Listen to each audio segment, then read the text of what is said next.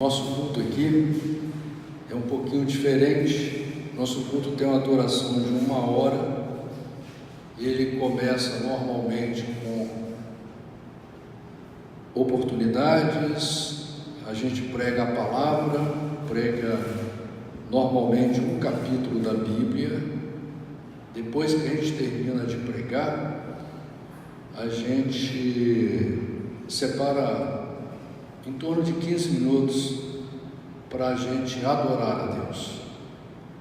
Aí a gente canta louvores e convida as pessoas que estão na igreja para abrir o seu coração e falar com Deus, porque as pessoas, a maioria das pessoas não sabem orar, elas sabem rezar. E muita gente aí às vezes passa o dia inteiro rezando, mas não se converte ao Evangelho, ou seja, não se preocupe em se tornar um ser humano.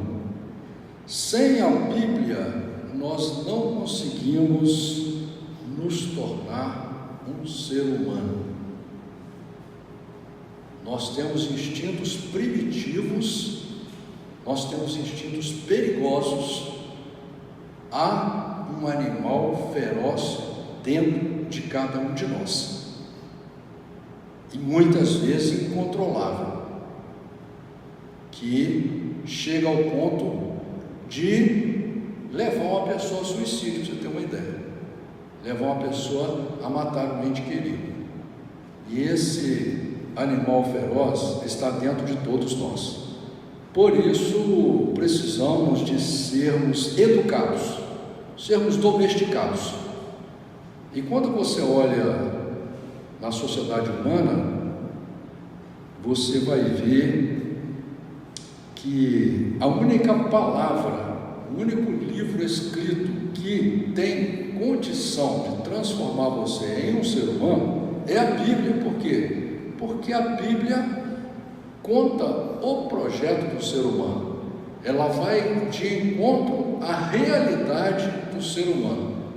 Enquanto a filosofia, enquanto a psicologia, a parapsicologia, ela vai de encontro ao corpo, à forma humana de viver, a Bíblia vai de encontro à realidade, vai de encontro ao espírito, ao essencial, aquilo que nós verdadeiramente somos, porque somos um projeto de Deus, não para viver eternamente na terra em um corpo humano, fazendo as coisas que fazemos hoje em dia. No projeto de Deus somos criados para vivermos eternamente nos céus, com os anjos de Deus e com Deus. Nós somos pessoas espirituais. No momento estamos vivendo no processo da terra, na carne, que é um projeto falido. A própria Bíblia deixa claro que o projeto da terra é um projeto provisório, passageiro e falido. Tanto é que nós vamos morrer. Não é? Você luta para conquistar uma série de coisas, você luta para formar uma família, e mais cedo ou mais tarde tudo isso vai ser dissolvido, vai ser desmanchado. Você, por mais que tenha força, por mais que tenha poder, por mais que lute, o teu corpo vai vencer todos os seus sonhos e todos os seus anseios e todos os seus desejos. O teu corpo envelhecerá e aquilo tudo que você sonhou na força da sua juventude vai desaparecer. Essa é a verdade. Essa é a verdade. Por isso que a Bíblia diz que tudo é vaidade. O que nós fazemos é vão. não justifica a gente usar toda a nossa força, toda a nossa capacidade, toda a nossa potência, toda a nossa intelectualidade, toda a nossa razão para investir somente em um projeto que vai acabar. O homem sábio, o ser humano sábio, que usa a razão, ele vai construir tesouros no céu, ele vai investir no espiritual. Somos chamados todos os dias, pela mídia, pelas pessoas que nós convivemos, para cultuar o nosso corpo, para investir no nosso corpo, para cuidar do nosso corpo, mas não somos chamados para cuidar da pessoa que nós somos. Nós não somos esse corpo, nós somos a pessoa que está dentro desse corpo. O que define uma pessoa é a sua personalidade. A pessoa pode ter um corpo perfeito, mas se ela ficar louca, para que ela vale? Ela perde a personalidade. O louco não tem personalidade, o louco não tem razão, não tem direção. O que faz você ser um ser humano é a pessoa que está dentro de você, é a sua personalidade, e que te faz único. Embora você possa ter um irmão gêmeo, univitelino, mas espiritualmente você será diferente dele. Pode parecer igual em muitas coisas, mas espiritualmente você será diferente dele. Por quê? Porque cada um de nós, pelo projeto de Deus, somos criaturas únicas, lindas, que fomos criados para pertencer a um projeto perfeito. Mas o homem não consegue ver isso, e ainda quando ele vem à igreja, ele vem usando as mesmas ferramentas de homem.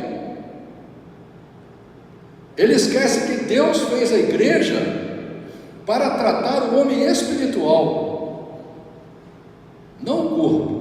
A igreja não foi feita para tratar o corpo. A igreja não é lugar para você vir sentir prazer no corpo.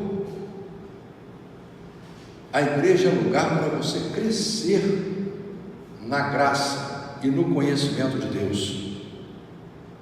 Por isso devemos congregar, temos que congregar, claro, aonde Deus escolher, porque a Bíblia deixa claro isso. A sua fé, o seu encontro com Deus, a sua transformação, ela tem que passar pela Bíblia Sagrada, o que a gente chama de evangelho. A igreja evangélica, que é chamada evangélica no mundo inteiro, ela não está seguindo o evangelho. Quando você lê a Bíblia, você vê Paulo falando, não, o evangelho que eu prego. Ele seguia o evangelho, seguia a Bíblia. As pessoas trouxeram para dentro da igreja um mundo que não tem nada a ver com o projeto de Deus. O mundo é carnal, o mundo é material, o mundo é sentimental, é ilusório. O projeto de Deus é real, real. Por isso que as pessoas andam para lá, para cá, adquirem uma enormidade de conhecimentos e não conseguem ter um encontro com Deus. Eu estava vendo aquele programa que o Morgan Freeman, ator famoso nos Estados Unidos, eu até gosto dele como ator, né?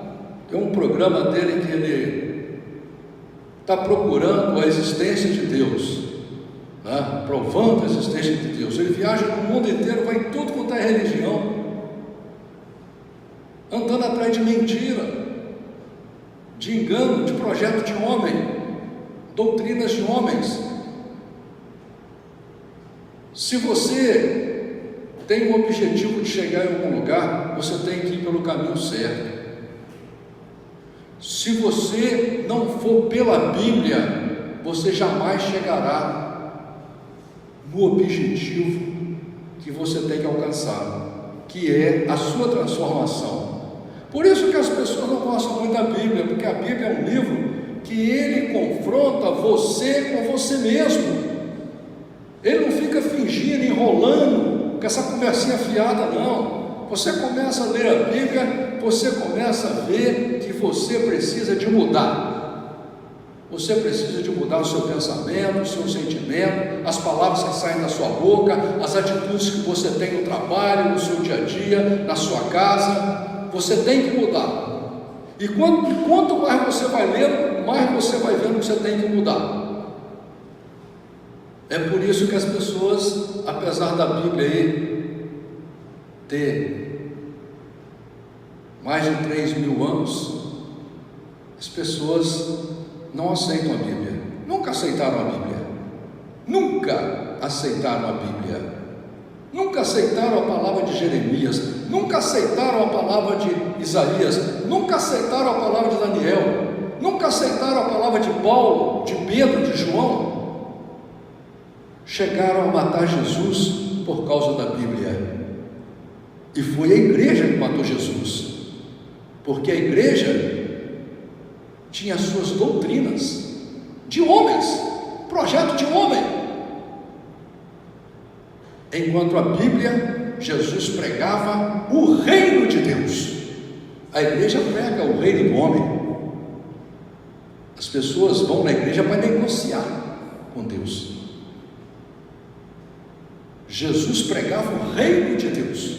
Por isso que ele dizia: a vós é chegado o reino de Deus, que é um reino espiritual, o reino do verdadeiro amor, da sinceridade, da honestidade, da dignidade, da pureza, da decência, do verdadeiro juízo, da verdadeira justiça. Esse é o reino de Deus. Um Deus que as pessoas ficam misturando as palavras para poder negar o projeto dele. Mas quando você olha com honestidade para a Bíblia vai dizer claramente que Deus é amor. Se Ele é amor, é 100% amor, obrigatoriamente Ele é 100% justo, porque o verdadeiro amor é 100% justo. E as pessoas querem misturar o amor verdadeiro com esse amor miserável que o homem pratica aí, que diz que ama o seu cônjuge e mata o seu cônjuge, diz que ama o seu cônjuge e trai o seu cônjuge, diz que ama o seu pai, a sua mãe, e trata como se não tivesse importância nenhuma. Por isso que no livro de 1 Coríntios, no capítulo 13, Deus descreve o que é o amor. E se você for ler, e ler com honestidade, sem fingir para você mesmo, sem tentar te enganar, sem tentar te iludir, sem hipocrisia, você vai ver que você não está praticando esse amor descrito na Bíblia. Mas que todo aquele que ama a Deus, todo aquele que luta para ter um futuro verdadeiro, ele deve perseguir. Nós temos que ter um objetivo na vida. Para você se formar numa faculdade, você se forma porque você tem um objetivo. Você cumpre as suas tarefas lá na universidade para formar. Para ganhar um dinheiro no seu trabalho, você tem um objetivo. Para você se tornar um ser humano, você tem que ter um objetivo de não só ler a Bíblia, da primeira página até a última, várias e várias vezes, mas de lutar para cumprir o que está escrito. Não há outro caminho senão esse. E a fé do ser humano deve ser na Bíblia. Este livro que foi escrito com o sangue de justos. Um livro que foi escrito com dor, com sofrimento. Pessoas como o apóstolo Paulo foram chicoteadas por causa desse livro, foram espancadas, foram presas, foram torturadas, foram mortas, foram jogadas em calabouços, foram crucificadas por causa dessa palavra. Então, se você for sábio, se você realmente diz que acredita que Deus existe, se você realmente tem algum amor pela sua vida ou por alguém aqui na terra, comece a amar a palavra de Deus e comece a ler a palavra de Deus e lutar para cumprir ela na sua vida, porque você será enganado todos os dias, não só por seres espirituais nas hostes celestiais da maldade, como está escrito no livro de Efésios capítulo 6, como também por pessoas que são usadas por demônios, e como também por você mesmo. Por isso que a Bíblia diz que o teu coração é enganoso, não é? E a Bíblia diz: ai do homem que confia no próprio homem. Eu quero convidar você a ler o livro de 1 Coríntios, no capítulo 15, fala sobre a ressurreição. E diz a palavra do Senhor assim: também vos notifico, irmãos, o evangelho que já vos tenho anunciado, o qual também recebestes e no qual também permaneceis, pelo qual também sois salvos, se o retiverdes, tal como vou tenho anunciado, se não é que creste em vão. O apóstolo Paulo já começa falando que o que ele prega é a Bíblia, e ele deixa claro aqui que você tem que receber, você tem que ouvir a palavra e tentar viver ela, permanecer na palavra. Não adianta a palavra entrar no ouvido seu e sair no outro, assim como você nunca ouviu teu pai e a tua mãe, que a palavra do pai e da mãe entra no ouvido e sai no outro. Por isso que as cadeias do mundo inteiro estão cheias, e se as pessoas ouvissem os seus pais, jamais eles iam cometer coisa errada para destruir a sua própria vida e a vida dos outros, não é? Assim, Deus, como nosso Pai, Ele não só fala conosco em espírito, mas Ele nos deu a palavra escrita para que ninguém pudesse desvirtuar ela. Por isso que a Bíblia foi escrita. Porque primeiramente vos entreguei o que também recebi, que Cristo morreu por nossos pecados, segundo as Escrituras, e que foi sepultado, e que ressuscitou ao terceiro dia, segundo as Escrituras, e que foi visto por Cefas, e depois pelos 12. Depois foi visto uma vez por mais de 500 irmãos, dos quais vive ainda a maior parte, mas alguns já dormem.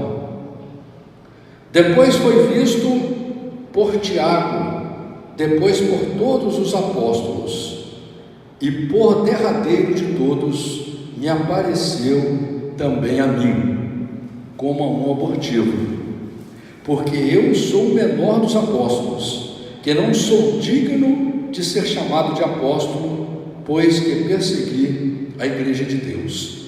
Irmãos, aqui tem uma mensagem muito importante na Bíblia, que, primeiro, o apóstolo Paulo deixa claro que a fé dele era nas Escrituras, ele acreditava naquilo que a Bíblia estava falando. Segundo, ele diz que Jesus, quando ressuscitou, ficou 40 dias andando pela terra, e ele falou com os discípulos, ele falou com mais de 500 irmãos, e só depois ele ascendeu aos céus.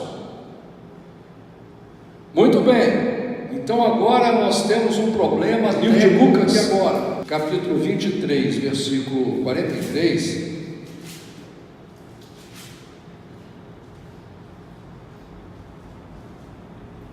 A Bíblia diz, as Bíblias são muito contaminadas, irmãos, nós temos que entender isso.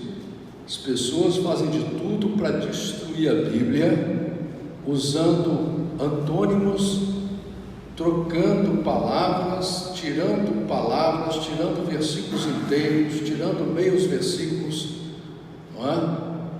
E aqui, livro de Lucas, capítulo 23, versículo 43, é quando Jesus diz para aquele ladrão na cruz, e disse-lhe Jesus: em verdade te digo, que hoje estarás comigo no paraíso. A Bíblia que está escrito isso está errada, porque o certo é o seguinte: na verdade te digo hoje, estou te dizendo agora, é o que Jesus quis dizer, estou te dizendo agora, estarás comigo no paraíso. Estarás é futuro. Por que a Bíblia que está dizendo que Jesus falou para aquele ladrão que naquele mesmo dia ele ia estar no paraíso com Jesus, está errado? Por que a gente sabe que esse texto está errado? Na maioria das Bíblias. Porque Jesus, primeiro, não mente.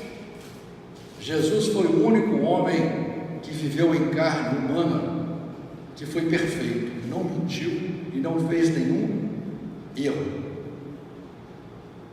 Como Jesus não mente, a Bíblia diz que ele ficou 40 dias na terra, ficou 3 dias morto, ressuscitou no terceiro dia e ficou 40 dias andando. Como que aquele ladrão poderia estar com ele no dia da morte dele no paraíso? É que o ladrão não estava com ele naquele dia no paraíso. O ladrão está esperando, assim como todos que morreram, assim como nós vamos ler depois aqui no livro de 2 Timóteo, capítulo 2, versículo 8. Ninguém ainda ressuscitou, ninguém. É claro que essa palavra, ela vai contra um monte de religiões no mundo, que há milhares de religiões no mundo, que pregam, que tem santo, pessoas que morreram e são santos, e viraram santos. Mas isso é uma grande mentira. É uma grande mentira, porque a Bíblia diz que até hoje ninguém ressuscitou. Jesus foi o primeiro da ressurreição, não é? Em vários e vários versículos, você vai ver isso. E aqui nós estamos lendo que Jesus, ele conversou com essas 40 pessoas. E o apóstolo Paulo também, ele dá um grande exemplo aqui. Um homem que encontrou pessoalmente com Jesus, Jesus depois de ressuscitado, e que Jesus falou pessoalmente com ele, e esse homem diz que ele é o menor. Tem gente aí que lê 3 folhazinhas da Bíblia, se diz crente, começa a usar o nome de Deus para ficar milionário e fica achando que é melhor do que todo mundo. Tem gente que tem até que beijar a mão de tão santo que é, não é? Mas o apóstolo Paulo está dizendo aqui, porque eu sou o menor, como Jesus deixa claro, aquele que quiser se exaltar vai ser humilhado por Deus. Jesus deixa claro: se você quer ser maior do que alguém, seja menor, seja o mais humilde, seja o mais simples, seja o que ame mais. Esse é o verdadeiro servo de Deus. Versículo 10: mas pela graça de Deus sou o que sou, e a sua graça para comigo não foi vã. Antes trabalhei muito mais do que todos eles. Todavia não eu, mas a graça de Deus que está comigo. Então, ou seja eu, ou sejam eles, assim pregamos e assim haveis crido. Ora, se prega que Cristo ressuscitou dos mortos, como dizem alguns dentre vós que não há ressurreição de mortos? E se não há ressurreição de mortos, também Cristo não ressuscitou. E se Cristo não ressuscitou, logo é vã a nossa pregação, e também é vã a vossa fé. Irmãos, o apóstolo Paulo está deixando claro aqui uma coisa simples até, ele está fazendo uma analogia, uma comparação, mas a realidade é o seguinte: 99,9% das pessoas que dizem que acreditam em Deus, acreditam mais ou menos em Deus, e não acreditam na ressurreição. Porque o dia que a pessoa acreditar na ressurreição, ela vai fazer como o apóstolo Paulo fez, ela vai entregar a sua vida para Deus, ela vai amar a Deus verdadeiramente. A felicidade dela vai estar no projeto de Deus, ela vai lutar para conquistar o amor de Deus, que através da atitude que você toma de amar a Deus, é que você vai sendo transformado, porque Deus jamais vai te forçar a ser transformado, a se converter. Deus jamais vai forçar você a amá-lo, isso vai ter que vir de você. Então a única forma de você se transformar e se converter é você buscando todos os dias amar a Deus, porque aí você vai se converter por amor, não por obrigação. E assim somos também considerados como falso testemunho de Deus, pois testificamos de Deus que ressuscitou a Cristo, ao qual porém não ressuscitou, se na verdade os mortos não ressuscitam. Porque se os mortos não ressuscitam, também Cristo não ressuscitou. E se Cristo não ressuscitou, é vã a vossa fé, e ainda permaneceis nos vossos pecados. E também os que dormiram em Cristo estão perdidos. Se esperarmos em Cristo só nesta vida, somos os mais miseráveis de todos os homens. Entendeu, irmãos? O apóstolo Paulo está nos chamando a atenção, nos exortando para que a gente aceite que a ressurreição faz parte do projeto de Deus para a sua vida, para a nossa vida. Isso é uma realidade que você vai ter que acreditar nela pela fé, é claro que é pela fé. O que não é pela fé? Quer dizer que você vive pela razão, você vive pela certeza, você tem certeza que amanhã você está vivo, você vive pela fé, tudo que você faz é pela fé, você não tem poder para nada, você vive pela fé, acreditando em Deus ou não, sendo espírita, sendo macumbeiro, sendo o que você quiser ser, você vive pela fé. Sendo ateu, o ateu vive pela fé, o ateu vive acreditando que vai dar certo, tudo que ele quer, tudo que ele pensa. Ele crê em alguma coisa, ele crê que amanhã vai dar certo, ele crê que final do ano ele vai viajar. O ateu vive pela fé também. O ser humano sábio vive pela fé na palavra de Deus, na fé no projeto de Deus, na fé em Deus. Não podemos ter fé, irmãos, em objetos, com muita gente que tem fé em óleo ungido, tem fé em lenço bento, fé em objetos, fé em homens. A nossa fé é na Bíblia, a nossa fé é em Deus. Mas agora Cristo ressuscitou dos mortos e foi feito as primícias dos que dormem. Compreenderam, irmãos?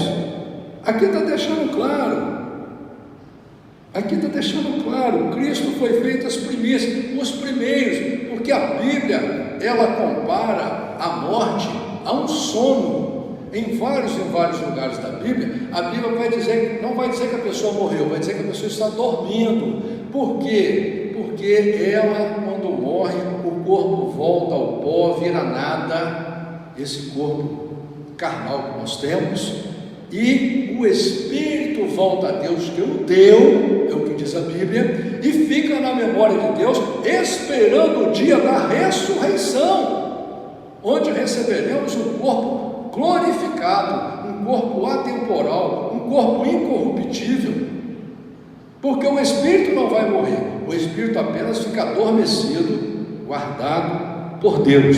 Por isso que diz aqui, agora, quem foi o primeiro que ressuscitou? Aqui está deixando claro, Jesus Cristo ressuscitou dos mortos e foi feito as primícias dos que dormem. E lá, para você ter uma ideia, no livro de 2 Timóteo, capítulo 2, no versículo 18, diz a Bíblia assim, eu vou até ler antes um pouquinho. 2 Timóteo capítulo 2, versículo 15, diz assim: procura apresentar-te a Deus aprovado, como obreiro que não tem de que se envergonhar, que maneja bem a palavra da verdade. O que fala é o que está escrito na Bíblia, mas evita os falatórios profanos, porque produzirão maior impiedade, e a palavra desses roerá como gangrena, entre os quais são Himeneu e Fileto. Aqui o apóstolo Paulo cita dois crentes que ficavam pregando mentira, e aí ele vai dizer o que é que eles pregavam. Diz aqui, os quais se desviaram da verdade, dizendo que a ressurreição era já feita, e perverteram a fé de alguns. O apóstolo Paulo já condenava aquelas pessoas que naquela época diziam que a ressurreição já tinha acontecido, como por exemplo na Bíblia, que cita que Elias foi trasladado ao céu, que Enoque foi trasladado. Muitas pessoas até hoje acreditam que Elias foi para o céu, está no céu, e por isso que se pregava que a ressurreição já tinha acontecido. Mas a Bíblia deixa claro, se você ler lá no livro de Apocalipse, capítulo 1, vamos ler lá no livro de Apocalipse,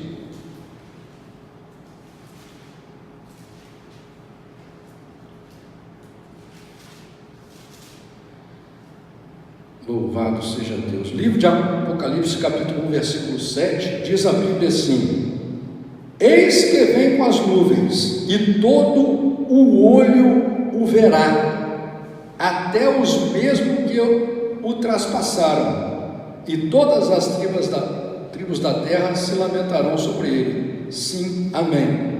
Então aqui está falando sobre a vinda de Jesus.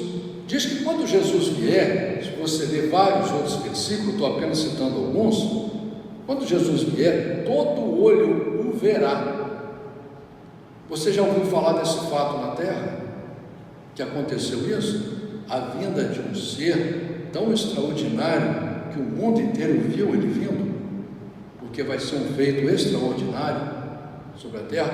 Não aconteceu isso ainda, por isso que não houve a ressurreição ainda, não é? Porque assim como a morte veio por um homem, também a ressurreição dos mortos veio por um homem. Porque assim como todos morrem em Adão, assim também todos serão vivificados em Cristo, mas cada um por sua ordem. Olha, agora o apóstolo Paulo vai estabelecer uma ordem cronológica da ressurreição. Cristo, as primícias. Primeiro foi Cristo, depois os que são de Cristo na sua vinda. Quando Jesus vai vir? Quando todo olho vê. Entendeu? Então não houve a ressurreição ainda. Depois virá o fim, quando tiver entregado o reino a Deus, ao Pai, e quando houver aniquilado todo o império e toda a potestade e força. Aqui o apóstolo Paulo está citando o livro de Filipenses, capítulo 3, versículo 20 e 21. Porque convém que reine até que haja posto a todos os inimigos debaixo de seus pés. O apóstolo Paulo aqui está citando o livro de Salmos, capítulo 110, versículo 1.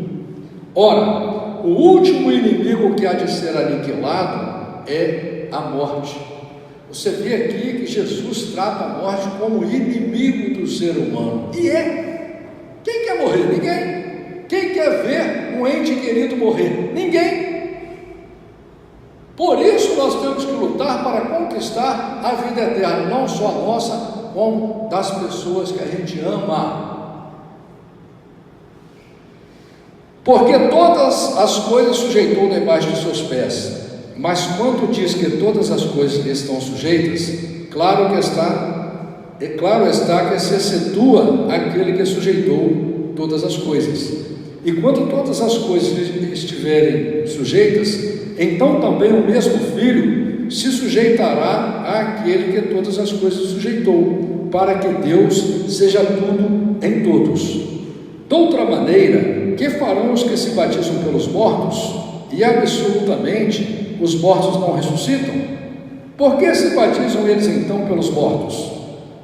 Por que estamos nós também a toda hora em perigo? Eu protesto que cada dia morro gloriando-me em vós, irmãos, por Cristo Jesus, nosso Senhor. Se como homem combati em Éfeso contra as bestas, que me aproveita isso se os mortos não ressuscitam? Comamos e bebamos, que amanhã morreremos. Aqui o apóstolo Paulo cita Isaías capítulo 22, versículo 13. Então você vê que o apóstolo Paulo está sempre baseando os pensamentos no Velho Testamento, na Bíblia Sagrada. Não vos enganeis, as más conversações corrompem os bons costumes.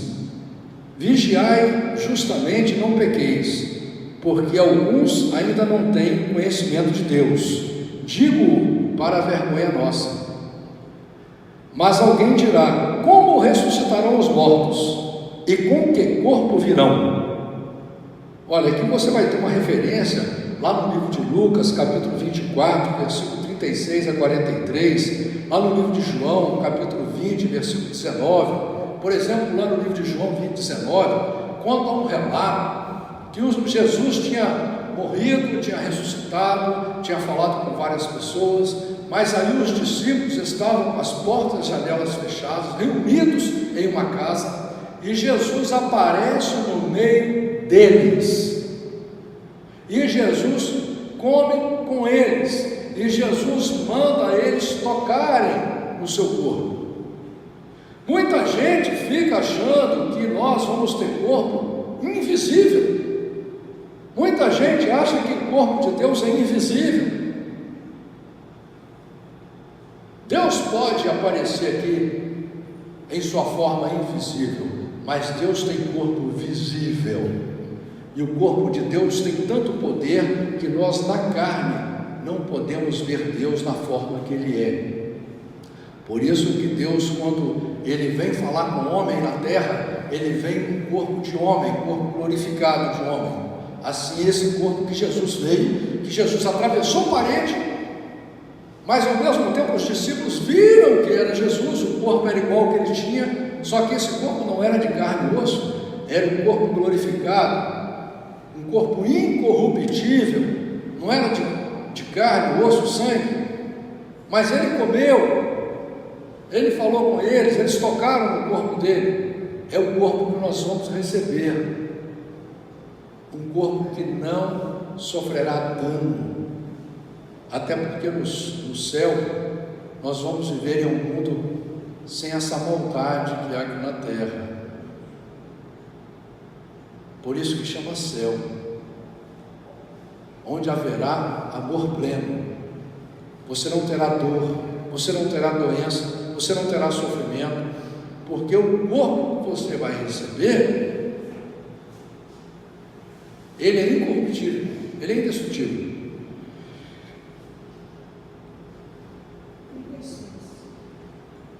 Insensato, o que tu semeias não é vivificado, se primeiro não morrer.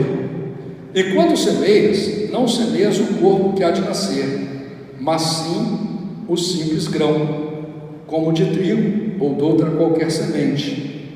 Mas Deus dá-lhe o corpo como quer, e a cada semente o seu próprio corpo. Nem toda a carne é uma mesma carne, mas uma é a carne dos homens, e outra a carne dos animais, e outra a dos peixes, e outra a das aves. E há corpos celestes e corpos terrestres, mas uma é a glória dos celestes, e outra a dos terrestres. Uma é a glória do sol, e outra é a glória da lua, e outra a glória das estrelas, porque uma estrela difere em glória de outra estrela. Assim também a ressurreição dos mortos. Semeia-se o corpo em corrupção, que é esse corpo de carne, e ressuscitará em incorrupção. Semeia-se em ignomínia e ressuscitará em glória. Semeia-se em fraqueza e ressuscitará com vigor. Semeia-se o corpo animal e ressuscitará corpo espiritual. Se há corpo animal, há também corpo espiritual. Assim está também escrito: o primeiro homem, Adão, foi feito em alma vivente, o último Adão em espírito vivificante. Mas não é primeiro o espiritual, senão o animal, depois o espiritual. O primeiro homem da terra é terreno, o segundo homem, o Senhor, é do céu. Mas qual o terreno, tais são também os terrenos, e qual o celestial, tais são também os celestiais. E assim como trouxemos a imagem do terreno, assim traremos também a imagem do celestial. E agora digo isso, irmãos, que carne e sangue não podem herdar o reino de Deus, nem a corrupção herda a incorrupção. Você vê que o apóstolo Paulo, ele explica paulatinamente, claramente, como será essa transformação. Ele dá o exemplo claro que você, que tem um corpo humano, você tem a sua imagem, uma imagem que difere da outra, não é? Você tem a sua imagem física, o corpo espiritual também tem uma imagem. Quando você for ressuscitado, que recebeu o corpo espiritual, você vai ter a sua imagem. Você não vai ser invisível como as pessoas acham. E deixou claro também que carne e sangue, corpo humano, não entra no céu. Eis aqui vos digo um mistério: na verdade, nem todos dormiremos, mas todos seremos transformados, num momento, num abrir e fechar de olhos, ante a última trombeta, porque a trombeta soará, e os mortos ressuscitarão incorruptíveis, e nós seremos transformados, porque convém que isto que é corruptível se revista da incorruptibilidade, e que isto que é mortal se revista da imortalidade. E quando isto que é corruptível se revestir da incorruptibilidade, e isto que é mortal se revestir da imortalidade, então cumprir-se-á a palavra que está escrita: tragada foi a morte na vitória. Onde está, ó morte, o teu aguilhão? Onde está, ó inferno, a tua vitória? Ora, o aguilhão da morte é o pecado, e a força do pecado é a lei. Mas graças a Deus que nos dá a vida, que nos dá a vitória por nosso Senhor Jesus Cristo. Portanto, meus amados irmãos, sede firmes e constantes, sempre abundantes na obra do Senhor, sabendo que o vosso trabalho não é vão no Senhor. Olha que maravilha, não é, irmãos? A gente pode também dar uma olhada aqui no livro de João, capítulo 5, no versículo 29, que o Senhor diz assim, versículo 28, João 5, 28: não vos maravilheis disto, porque vem a hora em que todos os que estão nos sepulcros ouvirão a sua voz, e os que fizeram o bem sairão para a ressurreição da vida, e os que fizeram o mal para a ressurreição da condenação. Entendeu, irmãos? Então, toda a nossa luta, todo o nosso empenho em ir na igreja, em ler a Bíblia, em buscar fazer a vontade de Deus, em orar, em buscar nos examinarmos, porque a luta é contra nós. Crente que fica achando que ele está lutando é contra a esposa, contra o esposo, contra as pessoas na rua, ele é crente cego. O defeito está em você. Você é que tem que buscar todos os dias, examinar a você mesmo e todos os dias tentar ser transformado pelo Espírito de Deus, pela Palavra de Deus, pelo poder de Deus, para que você no futuro seja um ser humano à imagem e semelhança de Deus, para que você possa herdar realmente a vida eterna e viver um mundo maravilhoso. Amém?